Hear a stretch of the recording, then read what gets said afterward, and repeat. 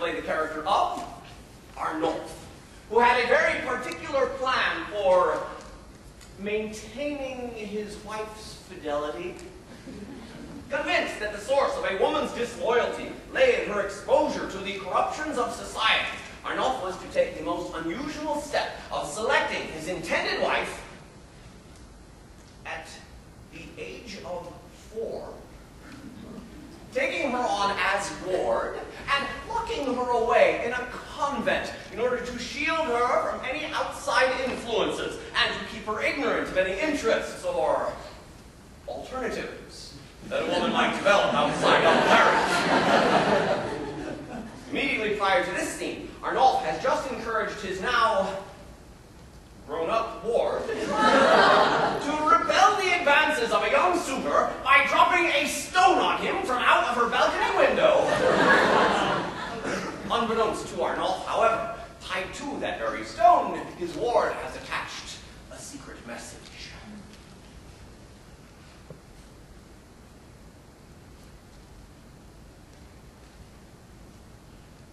It's all succeeded fully on that score, and nothing else might so content me more. In following directions I've expounded, you've left the vile seducer quite confounded. He looks upon, yes, to use your innocence, and would ensnare to dreadful consequence a shameful state which none might wish to mention.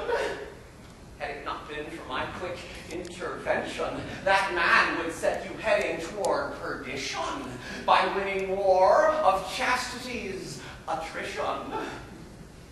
I know the ways of these young blades too well, how quickly you'd be on the road to hell. Oh, they've nice teeth and velvet tongue for talking, vast wigs, fine feathers, ribbons, lovely stocking. Yet, neath that stocking lies a cloven hoof. And all their aim toward women is in truth to make of them their victims and their prey. Yet, thanks to measures that we took today, you have emerged with virtue still intact. The way you dropped that stone made such impact, frustrating all his hopes and his designs, convincing me we two must soon entwine a match, for which you must be well prepared, and to that end, some schooling must be shared. That's right, now. Watch me. While I speak, so that I might be certain all I say you get. I plan to wed you, girl, upon this date.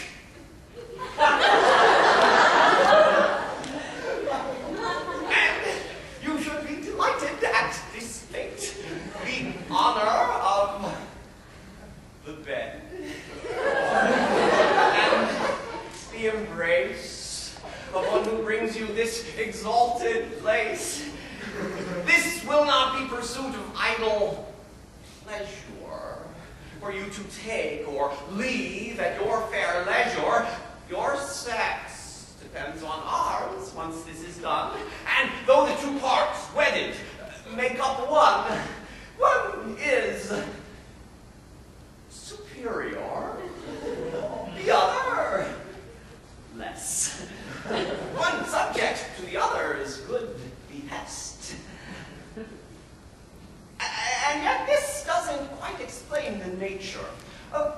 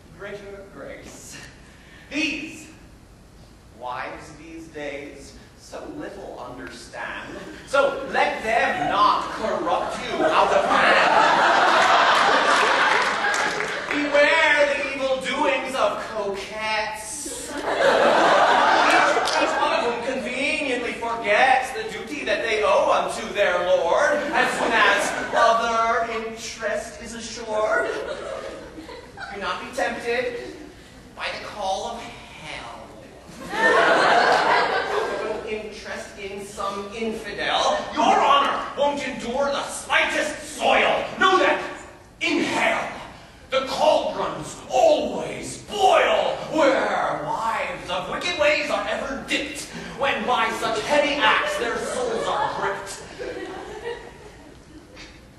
Your soul will stay all pure and lily white. Yet, once you misstep here, however slight, it will become as black as any coal, and all will know this darkness to your soul, for it will mark you as a wretched jade, and all will flee this path on which you've strayed, for Satan's cauldron boils without a pause.